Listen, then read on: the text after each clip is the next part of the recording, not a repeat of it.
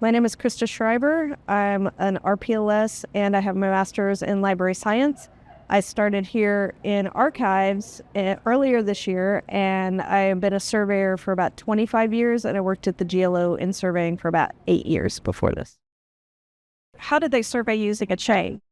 Well, the surveyors would go out in the field, and this is a vara chain, so they would spread out the chain, and each of these links is marked, so they would record in their field notes how many chains they would go.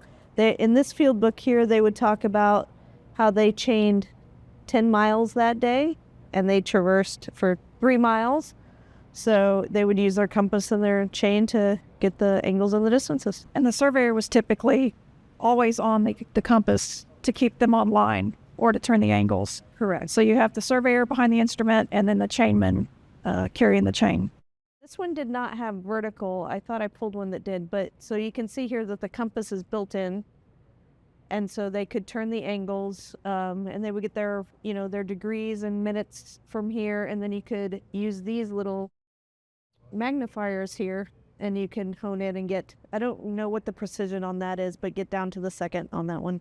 And then this was a picture I found in our Twitchell collection that is a GLO surveyor using this instrument, so I thought that was really cool. And then this one is a plane table level. I've never used one. I don't know if you have ever for fun. We move on to the total station. This is, I don't know what year this is, but it's one of their super early ones. It is very, very, very heavy. And then the geodometer would go on top. So you would take this off, put the geodometer on top, and you would have to measure with the altimeter, and they had their barometer in here, and they could go ahead with this and account for the temperature. I've never had to do this by hand, so I don't know. And then they could measure their distances with the geodometer here and the angles with this light here.